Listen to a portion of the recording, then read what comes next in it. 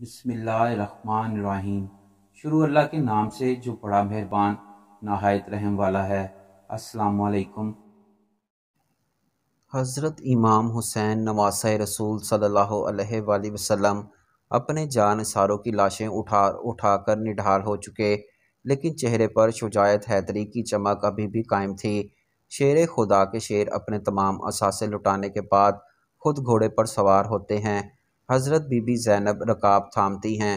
یزیدی لشکر جب تلوار حیدری کو میدان میں دیکھتے ہیں تو ایک دفعہ ہلچل مچ جاتی ہے۔ ہر کوئی حضرت امام حسین کے سامنے آنے سے ڈر رہا ہے، کیونکہ سب جانتے تھے کہ اب میدان میں کون اترا ہے۔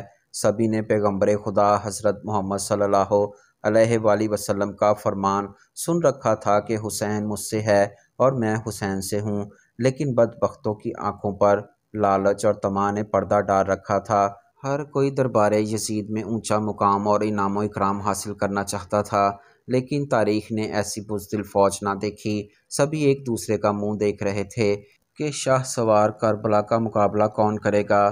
شجاعت حیدر کے وارث کو دیکھ کر یزید کی فوج نے نہ صرف انفرادی جنگ بندی کر دی بلکہ اجتماعی حملہ کرنے کی بھی کسی کی جرأت نہ ہو رہی تھی۔ یہ وہی صاحب شاہ سوار ہیں جن کے بچپن ہی میں ان کی شہادت کی خبر عام تھی۔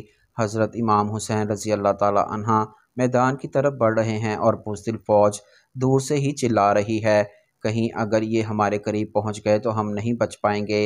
امام عالی مقام کو تیر لگ چکے ہیں۔ شمشیر حیدری پر پورا لشکر یکبارگی سے حملہ ہوتا ہے۔ خوف کے مارے فوجیوں کی گردنیں کٹ رہی ہیں۔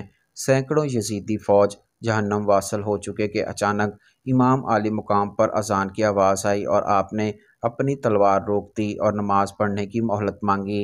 یہی وہ وقت تھا کہ شمر کے چوج دلانے پر مالک کندی نے پیچھے سے ایسے وار کیا کہ تلوار کلہ مبارک کو کاٹتی ہوئی کاسہ سر تک پہنچ گئی۔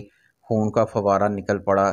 جیسے جیسے وقت گزرتا گیا، حضرت امام حسین رضی اللہ تعالی عنہ کے جسم پر تلواروں، نیزوں اور تیروں کے زخم بڑھتے جا رہے تھے، لیکن پھر بھی کسی کی ہمت نہ تھی کہ شجاعت کے اس کوہ گراں کو شہید کر سکے۔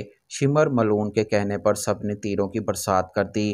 خولی بن یزید نواسہ رسول صلی اللہ علیہ وآلہ وسلم کا سر کاٹنے کے لیے آگے بڑھا، لیکن ہاتھ کانپ گئے۔ پھر شقیع القلب، بدبخت اور ذلیل سنان بن انس آگے بڑھا اور انعام و اکرام کی لالچ میں امام عالی مقام کا سر تن سے جدا کیا۔ ملعون ابن زیاد کے حکم پر تمام سر نیزوں پر چڑھا دیے گئے اور جسم اطہر کو گھوڑوں کے ٹاپوں تلے پامال کیا گیا۔ شہادت امام حسین رضی اللہ تعالی عنہ تاریخ انسانی کا ایک غیر معمولی واقعہ ہے کہ پیغمبر کے پیروکاروں نے اپنے نبی کریم صلی اللہ علیہ وآلہ وسلم کے نواسے کو بے دردی سے شہید کر کے اس کا سر اقدس نیزے پر سجایا۔ یہی نہیں، خاندان رسول صلی اللہ علیہ وآلہ وسلم شہزادوں اور اصحاب حسین کو بھی اپنے انتقام کا نشانہ بنا کر انہیں موت کے گھاٹ اتار دیا۔ نواسہ رسول حسین ابن علی رضی اللہ تعالی عنہ اور ان کے 72 جانثاروں کے خون سے کربلا کی ریت ہی سرخ نہیں ہوئی، بلکہ اس سرخی نے ہر چیز کو اپنی لپیٹ میں لے لیا۔ محدثین بیان کرتے ہیں کہ امام عالی مقام کی شہادت پر نہ صرف دنیا روئی بلکہ زمین و آسمان نے بھی آنسو بہائے۔